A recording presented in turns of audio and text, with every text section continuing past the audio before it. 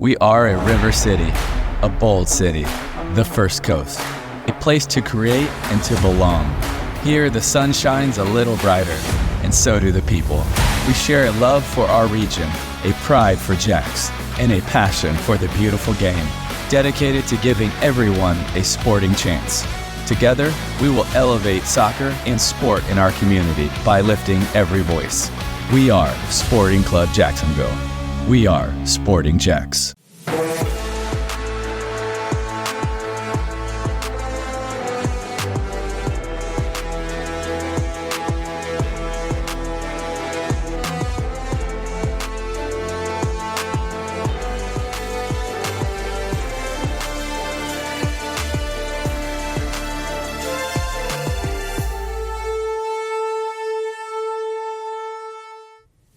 Hello and welcome into the Sporting Jacks Report along with Mauricio Ruiz. I'm Cole Pepper. Coming up, reaction from last week's UNF Florida game. Great crowd despite the weather. We'll also take a closer look at the USL Championship playoff race that's heating up, plus how a former goalkeeper is giving back to the game in our youth soccer spotlight. But let's start with the USL Super League that kicked off last weekend. The Women's League is already making an impact on the sports world. Mauricio, perhaps the most significant impact is that the other women's league, the NWSL, announced last week that they're getting rid of the draft. This brings the NWSL more in line with the rest of the world, including the USL Super League. What do you make of the announcement? Well, I think that's what competition brings. He rises all boats, and I think it's a bit of a reaction, but probably something they had on their radar. But the USL Super League accelerated that process for them. I think it's good for both because then it starts to align both leagues a little bit more. Well, here are the changes in the NWSL collective bargaining agreement. No more draft, no more trades of players without the players' consent, a little more control over where they go. The players will have guaranteed contracts, workload management, revenue sharing. Which one of these is the most significant change, and how much of it was prompted by the launch of the USL Super League? Yeah, I look at two. The no more draft, I think, is a change from American sports in general. We like our draft, and I think that's something that's common here in America, but it's not common in soccer. But the biggest change, in my opinion, is the no trades without player consent. I think a lot of players, especially when you talk about women that have families, that have their kids, not that it doesn't impact both men and women, but to just kind of get a phone call in the middle of the night. There's a lot of top players that put the no trade clause on their contract. That's never been applied in the NWSL, and probably not applied in a lot of men's soccer leagues as well. That to me is the biggest one, because now you have some comfort that you're not going to get a call in the middle of the night to say you've been traded across the country. Yeah, really interesting. We'll see how it all plays out as time goes on. Now to the college game. Last Thursday night at Hodges Stadium, UNF hosted the Florida Gators in a game that drew a big crowd on a rainy evening. The fans streamed into Hodges Stadium during the rain, dodging the raindrops. They were treated to a very good defensive performance by UNF in particular. Both teams had their chances. Florida was especially on the attack in the first half, but the Ospreys able to earn a point in a 0-0 draw. It was really the atmosphere, though, that had the players the most excited. Big game, big crowd, great night. It's electric. It's super exciting to have my family and my friends here and to have the stands cheering for you and really be on your side. It shows the community is really great, and it just feels like you're playing for people that you love, and so you want to win for them. It's amazing. It felt incredible. I mean, to have that kind of support out there, both clubs here from Jacksonville watching our college team, it just feels amazing to have that kind of support. Yeah. And to fill those stands, it was just great to see. All right, time now for our Island Wing Company USL Championship Game of the Week. And this week's game between Charleston Battery and Orange County, Mauricio had a little something of everything. This had spills, chills, and thrills, as they say. It really did. And two really, really good teams. To see Orange County there in Orange away at the Charleston Battery. Two really good teams in the league. 5th minute, Orange County's Ryan Dogman with called a professional foul. That brings a straight red card. And Orange County would play a man down. It would also give Charleston a PK. And who else? Nick Markanik, the leading goal scorer in the league this year, puts away his 22nd goal. Charleston out to a 1-0 lead. Yeah, really bad foul from Ryan Dogman. So early in the game, put your team into a difficult situation, and Markanik, hottest player in the league, converts to PK. And Orange County did a good job to lock it down until the 39th minute. There, Arturo Rodriguez hits the bouncer from outside the box. Charleston's lead is 2-0. Yeah, nice strike from Rodriguez from outside the box. We can see the goalkeeper was a little bit thrown off by the defenders, possibly a little deflection as well. It was 2-0 at halftime. Didn't take long for Charleston to get another in the second half. 48th minute off a set piece. And it would be Marcanic again. This is a quality finish. Cole, this kid is an absolute highlight video this year. The ball just seems to drop and fall right in front of him to the spots. Obviously, he's got a lot of work to do. He's got to convert, but what a strike. And is there anything this kid cannot do this year? When it comes to goal scoring, the answer is no. Then another twist in this one. 62nd minute, a red card to Charleston. Mark Segbers is booked. Take another look here. This brings it to a 10v10 situation. Can you see it? Yeah, I've really struggled to find what the red card was for. It looked like a tug of the jersey there at one point, but it must have been something underneath the play that we just couldn't see. The referee had a better look at it. As it turned out, that would open up the game even more for Charleston. 72nd minute, Robbie Crawford sets up M.D. Myers, and it's 4-0 Charleston. M.D. Myers does a lot of work leading up to this play. He's just a hard-nosed forward that doesn't get enough credit for what he's doing, but he can score goals. That opened up the floodgates. 3 minutes later, Emilio Icaza delivers to Marcanic again. Boy, you find Marcanic right there. He's going to put it away. 5-0 Charleston, a hat trick for Marcanic. So just so we're counting, he scored a PK, a left-footed volley from inside the box, a right-footed bomb that roofed the net. Marcanic's having the season of his lifetime, and he's in his groove right now. And for good measure, 89th minute, it's Myers putting the game away. 6-0, a dominant performance by Charleston Battery at home. All right, let's take a look at some of the other scores. That 6-0 jumps right out at you. There's no doubt about that. Pittsburgh going on the road to get a 3-0 victory over Birmingham is big. And I'll also point out Las Vegas getting a 3-2 victory at home. Las Vegas continues to be very good. More on the lights here in just a moment. Let's take a look at the standings, starting with the Western Conference. And you see that line under the 8th spot. That is the break as far as the playoffs are concerned. What jumps out at you here in the West? Yeah, you have a couple of teams there. I think it becomes interesting at the bottom because the top kind of takes care of itself. You're going to see teams that are there, but the teams at the bottom, you look at Phoenix, Monterey Bay, Orange County, everyone within that line. San Antonio still has a chance of a really poor season, but Orange County, as we just saw as our game of the week, missed an opportunity to climb there a little bit, but it's really condensed in those middle, in the 7 to 10, if you say. Yeah, and you look at the top there, New Mexico United with a pretty sizable cushion now ahead of Sacramento Republic. Republic maybe the thought to be the favorite out west, but they're going to have to go a ways if they're going to get the top spot for the playoffs. Boy, you remember last year, the number 5 seed Phoenix Rising are the defending champions. So as long as you can get into the playoffs healthy and playing good football, everyone has a chance still. All right, let's look at the Eastern Conference standings now in the USL Championship. Louisville City on top. It's a tight race with Charleston, who kept pace with that big win. But they're at the break line for the playoffs. Rhode Island FC now on the inside of a playoff position. Yeah, and really we've been seeing them climbing and kind of just stay steady. I think they have some good games in front of them still. But Rhode Island, Loudoun, and Birmingham, they're fighting. And look who's coming. Pittsburgh Riverhouse have had a really poor season up to par so far, but they're right there on the playoff line. Well, the other thing to keep in mind, Indy 11's had to play as deep as anybody in the USL Championship in the U.S. Open Cup, so we'll see if that impacts them the rest of the way. Time now for Mauricio's Corner, and today, Mal, you're looking at one of the most improved teams in the league. That's the Las Vegas Lights. How do they make the big turnaround? Yeah, really, they've refurbished the entire roster. I think that's the easier thing to say. But they also had a whole new technical staff, and they brought in an identity to them that took a while for them to do what they're doing, but a really attacking style team, as you'll see here on the clips. But it's not just about what they do on offense; it's what they do when they lose the ball. So if they're here in black, and they're playing against Indy 11, a team that's playing a little bit with a changed roster because of the U.S. Open Cup. But look at how many players are in black. So they're not going to score here. They're actually going to lose the ball. And I want to point out how quickly they chase. They always have the 4 nearest players around the ball, 1 player recovering, and they get the ball again. They're about to lose this ball again, Cole, and you're going to see the same exact thing happening. There's another player who's just kind of condensed the space to recover the ball. They lose it once again, and look how many players are around the ball again. So it's not just about what they do on offense, but when they lose the ball, they create opportunities, and they turn into goals. Constantly creating pressure. And then you're going to see something similar here. They're actually going to turn into a goal. Great possession team. Look at the amount of black jerseys around the box. They're going to lose the ball here.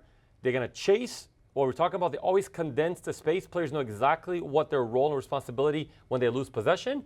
And then it turns good offense, good defense, turns into good offense again. You see this time and time again this year. And last year, they really struggled. You mentioned new ownership, new coaching, new players, and a new approach. They really do. And they're just not an attacking team that can score goals, but they defend well compact. But when they get the ball, they connect, they secure possession and make sure that nothing is careless. But when they secure it and they break into the attack, kind of has a bit of a feel like a Liverpool that when they get into open spaces, they just go and they create tons of chances like this.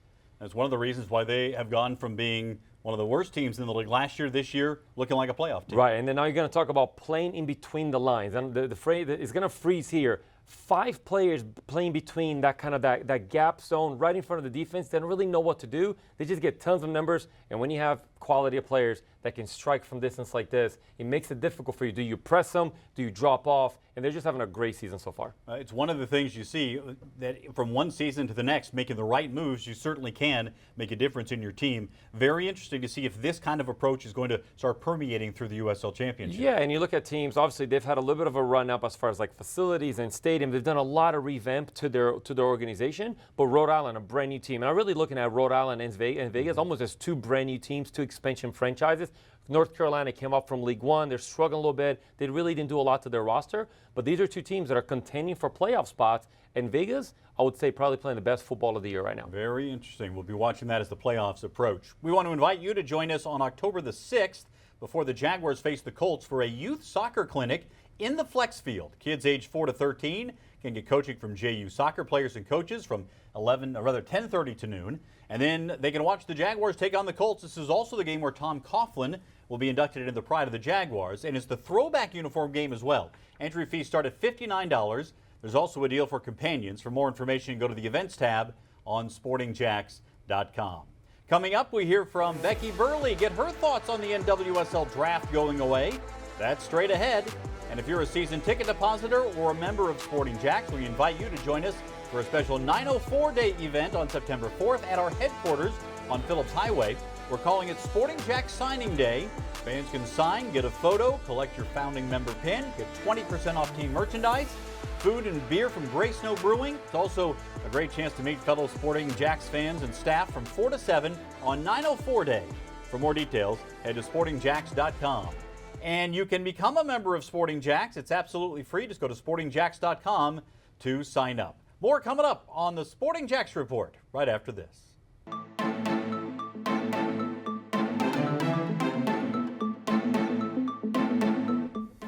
The USL national broadcast schedule continues on September 6th. ESPN2 finds Phoenix Rising taking on FC Tulsa. That's an 11 p.m. kick. Then on September 11th, CBS Sports Network brings you Birmingham Legion against the Tampa Bay Rowdies at 8 p.m. And, of course, all USL Super League games are streamed on Peacock. Let's take a look at some highlights from around the USL Super League. 2 games over the weekend. Ashley Orcus of Tampa Bay Sun continues to be outstanding in goal. Former Ole Miss goalkeeper making saves like this all game long. In fact, she's done it in both games this year. Orcus leads the league with 13 saves in 2 matches in the final minutes. This PK save preserved a 0-0 draw. And Cole, look at the time on the clock. 88 minutes of the game to preserve the result with only minutes left on the clock. What an individual performance she's had, not just in this game, but also in the game that we witnessed live on the first day. She has been tremendous. In Charlotte, Carolina Ascent hosting Lexington SC. First game for Lexington. After a scoreless first half, Lexington on a corner in the 48th minute. Madison Perez takes the corner, and Sydney Shepard gets a foot on it just enough. It trickles in. Lexington takes a 1-0 lead. 76th minute, Carolina looking to equalize. Julian Aguilera with a cross to Mia Corbin, who hits an absolute rocket. What a strike. Wow, that had power, had placement from Mia. Lexington goalkeeper did everything. She stretched out as far as she could, but that was just too good of a shot. 1-1 the final. One more team to debut. Brooklyn FC will play its first USL Super League game on Saturday when they host Carolina. Taking another look at that goal right there. Let's now welcome in Becky Burleigh, who joins us. Let's start with the big news. We mentioned the NWSL. A lot of changes in the new collective bargaining agreement, but getting rid of the draft certainly is the headliner. For sure. You know, I have like mixed feelings about that because so many great memories from the draft and being able to celebrate that moment with the players who get drafted. But at the same time, I kind of agree with Mal. Like it is an American thing and it's not really a soccer thing. And ultimately, it gives the players a little bit more say as far as the environment they want to be in. How much of this do you think was prompted by the launch of the USL Super League? Was this reactive or was this proactive? I'd probably say it's a little bit of both. You know, I think the NWSL has had its challenges in terms of the collective bargaining agreement in the past, and they've really worked hard at it. You know, some of the players that were involved with this have really pushed hard to get these changes made. But at the same time, like when you see competition on the horizon, with things like guaranteed contracts, that definitely creates a little bit of urgency. What impacts do you think these are going to have really culturally within the NWSL, securing some of their players now that there's a competition in the market, just kind of direct changes from the way that the NWSL players are seeing how they're being treated now? Well, there's so many ramifications of this that probably have yet to be seen. Like, how does college factor into this now in terms of, partnerships with NWSL teams, revenue sharing? That's clearly a big term that's on the horizon. Well, not even on the horizon. It's a reality in collegiate athletics, which is part of this agreement as well. So I just think there's so many changes. Youth soccer, like, think about the up and coming players, because there's so many younger players that are playing in both the USL and the NWSL. How does that operate in terms of a power situation with the youth clubs and the professional clubs? So I think there's probably going to be a lot to be seen with this. Hopefully they're all very positive consequences, but I think there might be some unintended consequences that we're not quite aware of yet either. That seems like it's always the case when you have sweeping changes in an organization like this. We've seen 2 weeks of play now in the USL Super League. 7 of the 8 inaugural teams have kicked off. What are some of the early themes that you're seeing out of the Super League? Honestly, one of the biggest early themes for me is the parity of the league. And I think that's actually quite impressive, because you just never know when it's the first year, and people are building their rosters in very different ways, like how that's all going to pan out. But I think what we've seen so far is there's a good bit of talent on every team. And we've seen, like we mentioned, some really outstanding individual performances, but also it's been pretty cool to see how different teams have sort of opened up their seasons and their campaigns, and the way that they've continued that if they've played more than one game. So these trends are going to keep coming. We've got one more team to debut, and it's such an exciting time when you're at the beginning of something. Have you been able to see or identify team's identity? Is it too soon, or have they started showing a little bit about how they're going to go, this season? I think you're seeing the start of it, but I think it's pretty early for that. I mean, I think a lot of teams don't even have their full complement of players playing yet, whether that's due to injuries, whether that's due to visas, a whole host of issues. So I think when we see a little bit more stabilization in the starting lineups and the rosters, that might give us a better idea of what the identity of each group is going to be. Becky, good stuff. We look forward to talking to you again next week. Sounds great. Thanks, guys. Becky Burleigh joining us here, as she does each and every week. Still to come, our youth soccer spotlight. We hear from a former pro who's putting 2 of his areas of expertise back into the game at the youth level. That's next as the Sporting Jacks Report rolls on.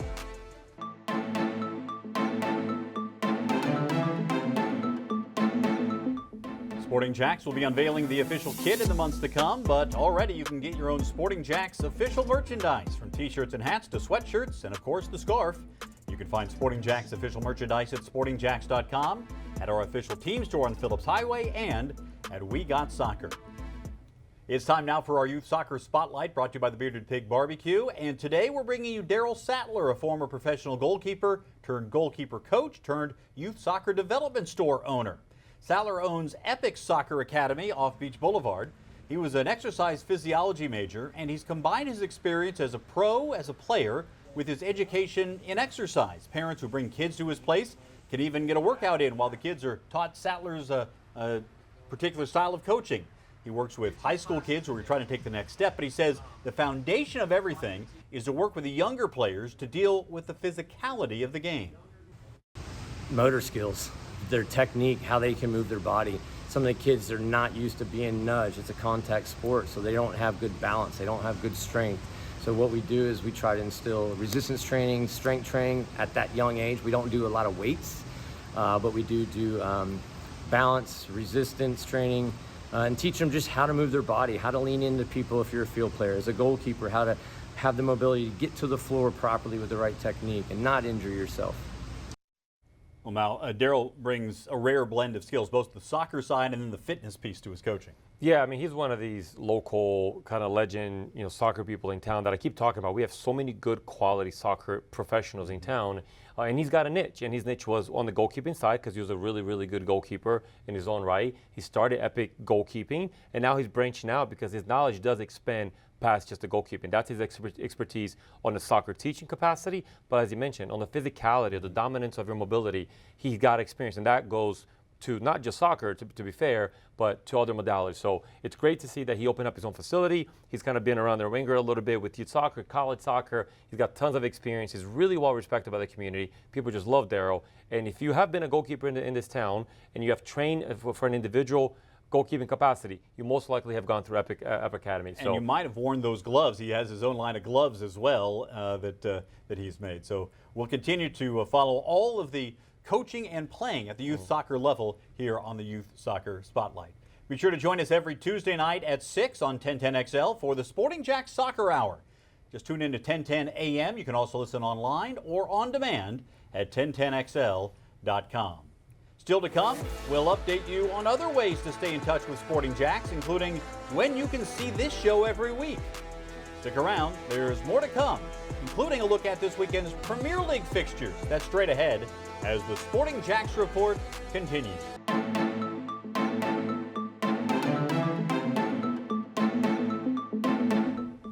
You can watch the Sporting Jacks Report Wednesdays at 12:30 on ABC 25 with re-airings over the weekend before the start of the Premier League broadcast on NBC 12. You can also find us on demand on First Coast News Plus and the Sporting Jacks YouTube channel. Let's look ahead to the Premier League weekend. The featured game this week, West Ham hosting Man City. Mauricio, we saw West Ham here in Jacksonville. The Hammers played well, but lost at home to Aston Villa in their opener, then bounced back to beat Crystal Palace last week.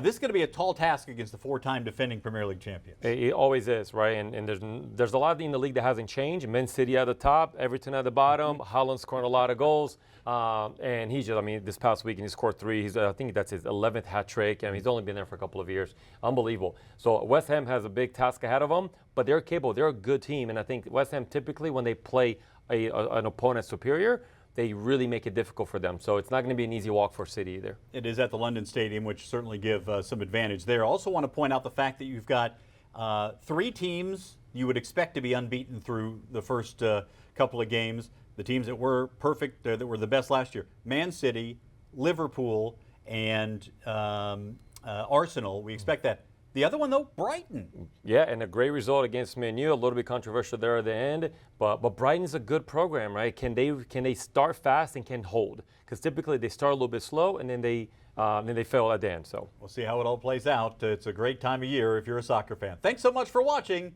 the Sporting Jacks Report. We'll talk to you next week.